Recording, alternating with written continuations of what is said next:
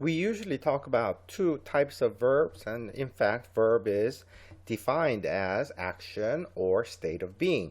So we're talking here about the state of being verbs, which we call the linking verbs. Linking verbs can be divided up into three categories. One is the to be verb. To be verb is all these words, these are all different forms of the particularly same verb be. Be changes to am, is, are, was, were, be, being, all these different forms depending on different tenses and situations, but it is still the same verb. So all those words are linking verbs whenever you see them. No, not whenever you see them. That would be the wrong thing to say because sometimes they're used as helping verbs, right? If they're helping verbs in front of another action verb, then you cannot call it a linking verb. Okay, you would have to look at the action verb and say this is an action statement. The second type is sense verbs.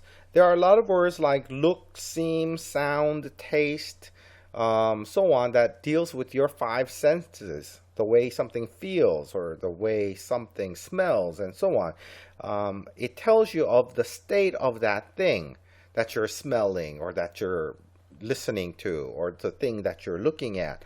And so it tells you the state of it. It's not telling you about you looking or you tasting anything. There's no action going on. So these are also linking verbs in those particular sentences.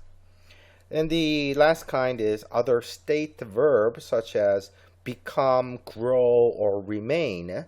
When you become something, you are still you. You didn't change. You didn't do an action. When you grow into something, you didn't really change. So a lot of those verbs, sentences using those verbs will be linking verb sentences. The test for finding the linking verb is with an equal sign. So let's call it the equal test. Okay. The soup tastes salty. All right. We have the subject soup and we have a description salty. Can we say that the soup equals salty? Yes, in a way it is. Soup equals salty. So this is a linking verb.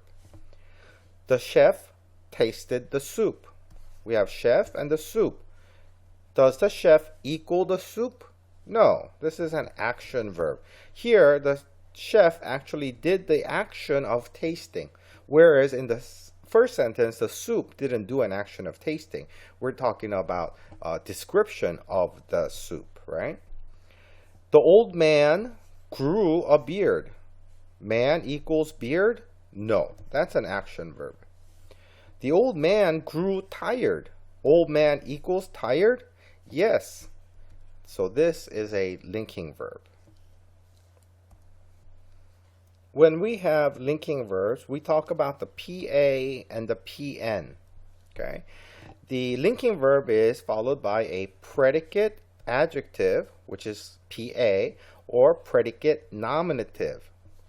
The word predicate refers to the verb half of the sentence. So we would often, in basic grammar, we would separate the sentence into two parts. We have the soup part, which is your subject part, and then the taste salty part of the sentence, that's called your predicate part.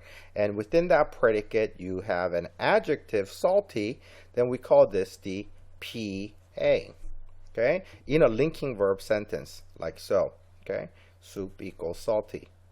When you have the young man became a doctor, we split the sentence there like so, okay? Young man, man is your subject, doctor is the predicate word.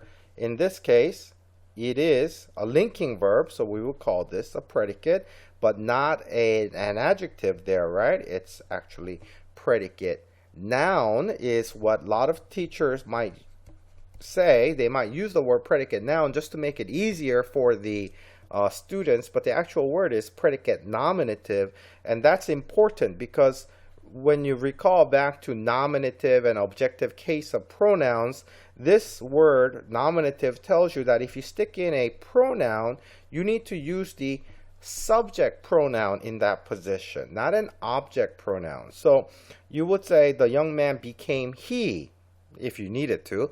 not young man became him, which sounds more natural, but grammatically that would be considered incorrect because we need a nominative pronoun in the predicate nominative position.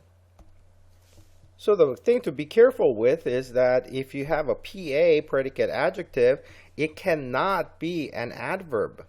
Okay? So you would have a sentence like, the young man felt happily.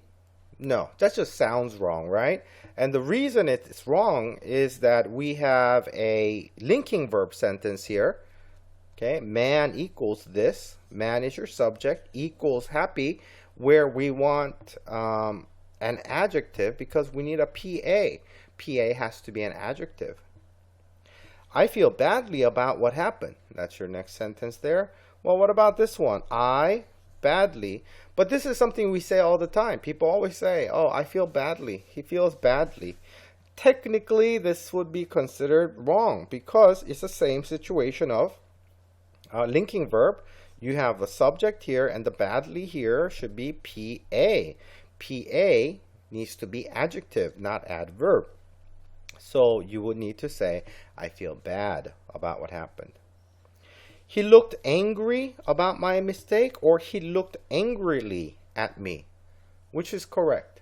Are they both correct? Well, let's think about it.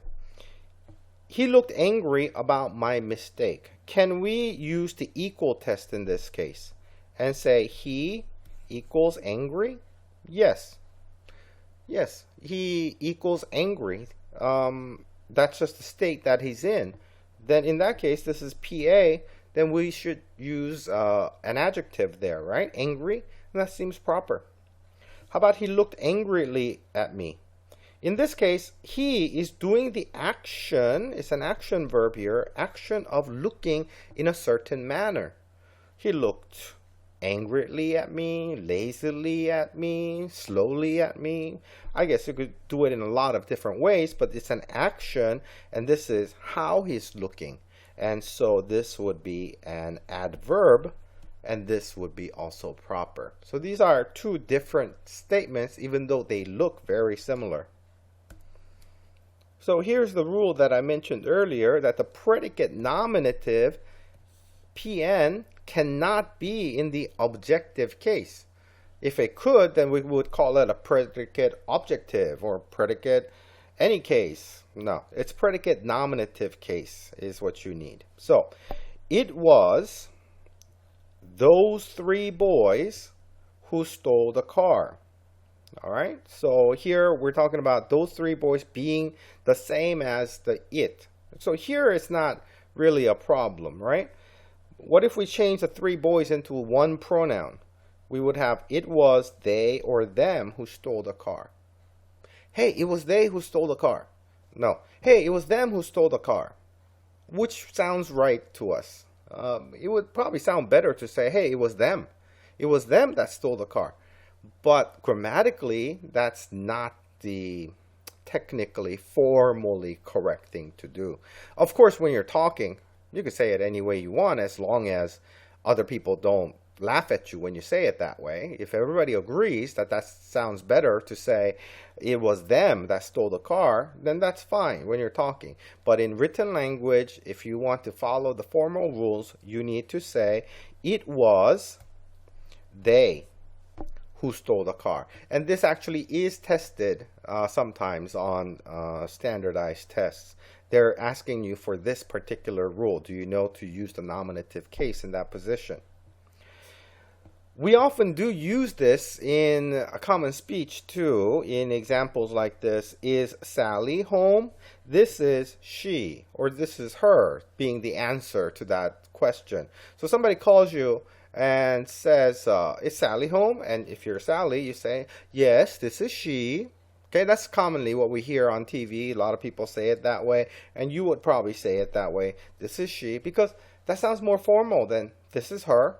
Okay, you could say this is her, but the right thing to say is this is she. And if you ever wondered why people say this is she and not this is her, this is the very rule, because the this is your subject here.